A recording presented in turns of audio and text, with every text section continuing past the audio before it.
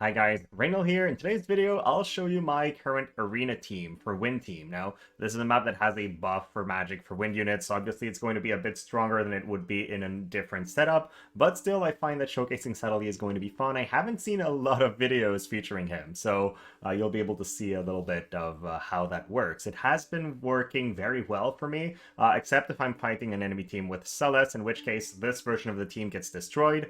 There is a version of the Wind Team that does beat the Celes teams. You just have to replace more with Winter Dwartha, and then you have enough damage to kill her. But generally, it's still not the best of matchups because Sadali's abilities can also be absorbed. So I'll quickly go over the stats and the setup, and then we'll show you matches like usual.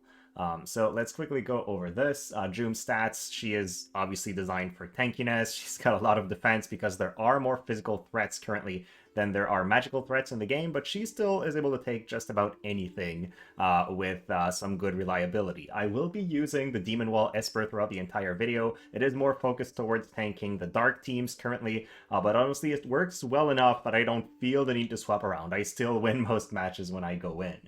In terms of abilities on off, I don't have anything turned off in her main job, but both Warriors of the Dancing Wind abilities are off for this. Then we have Sadali, our second unit.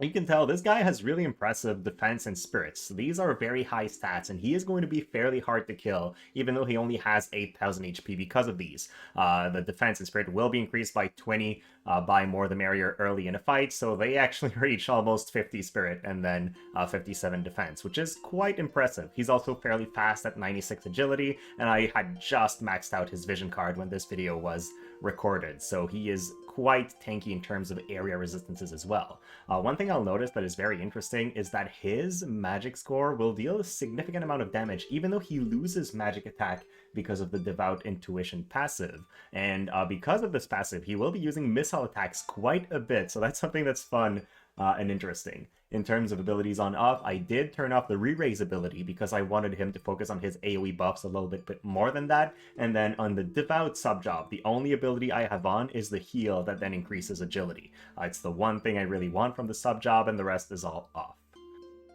So this unit, More the Merrier, has a very high amount of magic score. That's really the focus here. She is set as a Rune Knight because Drain Evocation can be relevant, and having slashing moves as different damage types, sometimes it's more relevant than using the her main job abilities, and these are non-reflectable abilities, so they can be relevant, again, in some contexts. She is a lot easier to kill than the other guys. She will only survive a hit if she has both her own defensive buff and then Sadali's on top. Otherwise, the re-raise can take her alive, but depending on the map movement, sometimes she won't actually use her re-raise, and then we are in a bit of trouble. So that's the team. Let's go ahead and show you some matches. Okay, here we are. First battle against a dark team, and this was a very interesting team composition. It's the usual little Leela and Joker, but they had a different tank from what I'm used to, and I thought this was interesting. I don't really see these teams with a tank usually. It's either going to be Velis or Lemure, and they rely highly on the haste being cast, which is a bit more dangerous, I think, than the version we're going to fight today, but I had to make do with what I found. The way our team is designed and works best is when our Jume goes straight forward, goes up and away from the other two, and then that makes it so that Sadali and More the Merrier just buff themselves quite a bit before fighting, and Jume is tanky enough that she doesn't need their buffs to survive. So this is what's happening right now. We've got Jume separating away. She's not going to be getting any buffs from the other two, and because of that, More the Merrier will actually become tanky enough to survive a couple hits.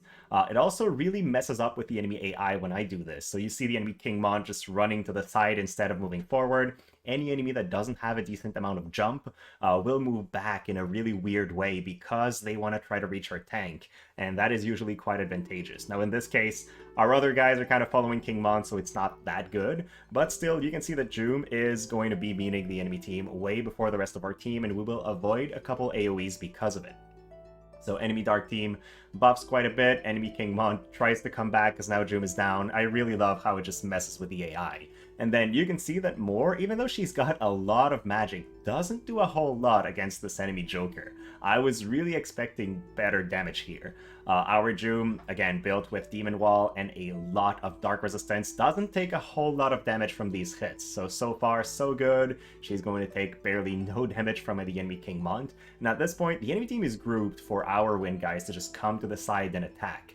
I find that these dark teams are very dangerous if they can chain somebody down, but they don't have the damage to chain down a tank. And I really love More the Merrier against this little Leela, because if she applies her poison that decreases healing power, the healing back from Leela is almost nothing, and you can then kill her through the courage very easily. So that's it for this match. Then, out of all the matches I've recorded with this team, I think this one is my favorite. We are going to be fighting a fire team, and honestly, I've lost against a couple of these fire teams, especially if it's Regalia, Glaciela, Valentine Eldira, and then King Mont. They kind of just chain AoEs back to back and burst my entire team down, even though I have a ton of area resistance. So it's something that I've seen happen, and it's very scary.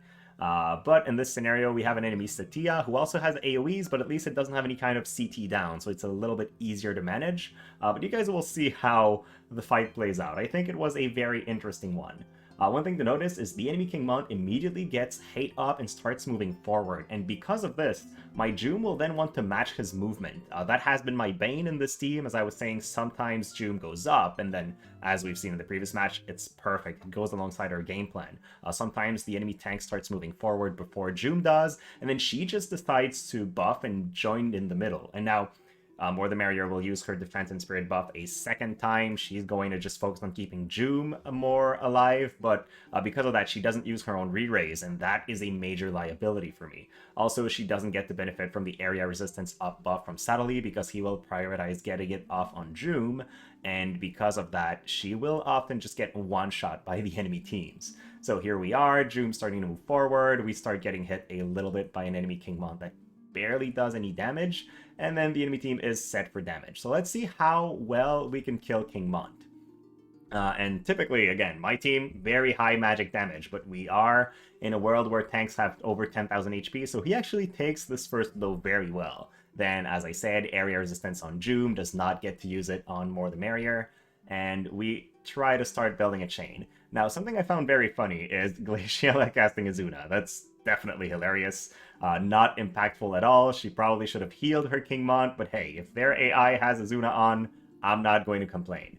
And here comes the disaster for my team, which is More the Merrier being grouped with Joom because of the way the hate drawn her next to the rest of our team, and just dying without using re-raise. Now, she is the primary damage dealer of our team. Sadali, again, is set with the magic damage down, and here he starts using his missile attacks instead, because these don't have any kind of damage down, so takes down the King Mont because of the 3-hit chain from Joom, and then this attack is a piercing attack, so it is possible to missile attack multiple units in a row if they do place themselves to set this up. So here we're going to do one hit onto them, and then follow that up with exactly that. The missile attack in a line, hitting both and taking them both out before they kill us. So that was quite an impressive finish.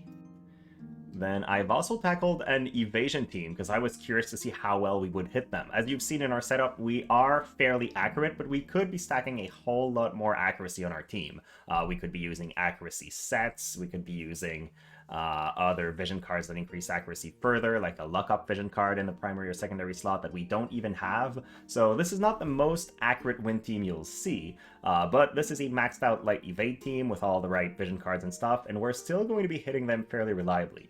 Now, when I was doing these fights, this was the first fight I did forget to turn on the ability effects before that, so here we are, now we get to see those normally. It's kind of the usual setup. Enemies are going to be using their extra lives and then start rushing towards us. And because nobody on the enemy team has hate, we do have Joom that separates from the rest of our team, which is exactly what we want. In a fight like this one, enemies are again going to converge towards Joom, but what I found interesting was that we didn't really get the chance to meet the enemy team before they start melting down Joom because of the way our movement is, and we end up running out of buffs to cast. So I have set my team up so they only use basically 2 buffs before running out, because these are the 2 buffs that I want them to prioritize. And in a fight like this one, I'm actually wondering, should I perhaps allow another ability in the mix and maybe have a third thing I can cast?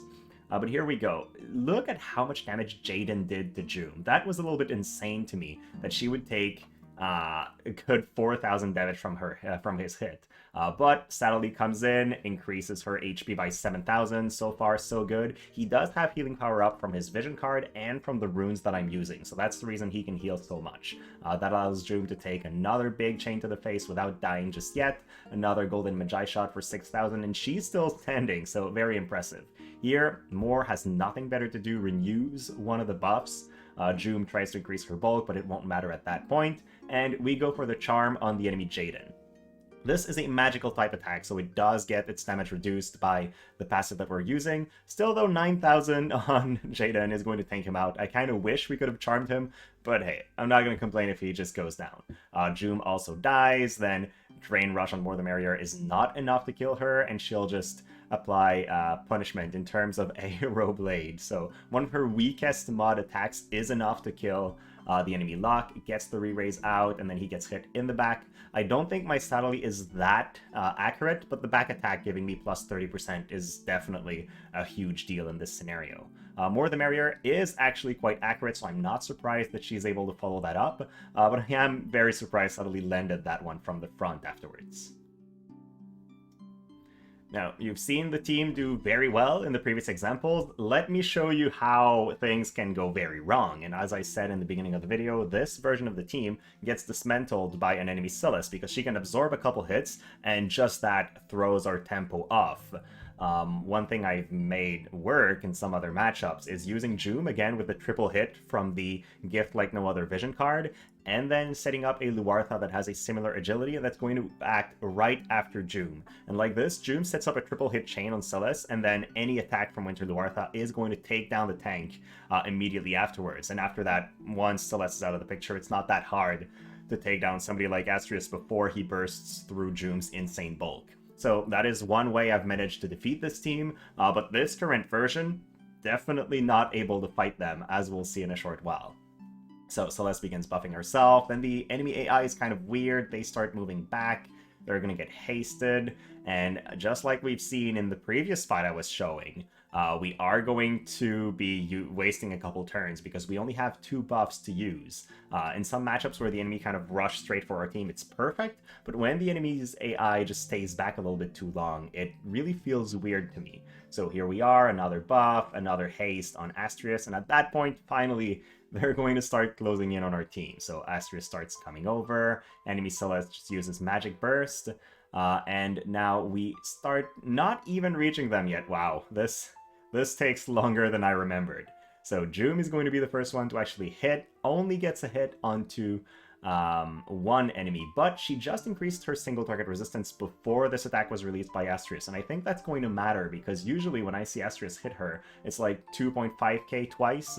This was a lot weaker, and I think the single target resistance that we just gained did matter in reducing the damage that was incoming.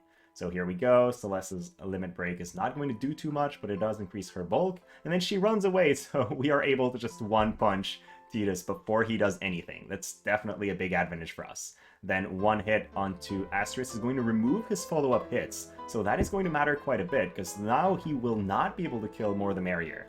So that is one of the advantages of Sadali against Astrius, is he can disable those, and it's definitely powerful. But here we go, we get one of our abilities absorbed, that is going to give us really terrible tempo, and because Astrius can remove re-raise, he is able to take down More the Merrier right here. Now another ability gets absorbed, and at that point, we've lost basically all tempo, and we're just going to die because of it. So there we go, Celes definitely counters my squad. So this is it. I've been trying to record it through my phone because frankly the emulators are quite a pain in the butt to work with recently, so hopefully this different quality in the video doesn't matter too much for you. Let me know if there are other teams that you want me to feature. I did decide to pull Eliza, so I have her. I will be building her and featuring her shortly, but for now I'm still playing around the Win team and different versions of it, and it is frankly very strong. I knew it would be strong, but I expected that it would maybe need Glaciela to compete at a very high level. But I noticed that currently, no, Wind is just very, very strong and competitive. So it's very interesting to see teams that are more bulky and still have such a big AoE threat. They feel similar to what Dark is right now, which is very heavy area attacks with a decent amount of bulk on top. The only difference is Wind does have a great tank, whereas for the Dark teams, it's mostly 2 Bruisers and Haste, so it's a bit different in the way these teams work. Thank you so much for watching, guys, and I will be back soon.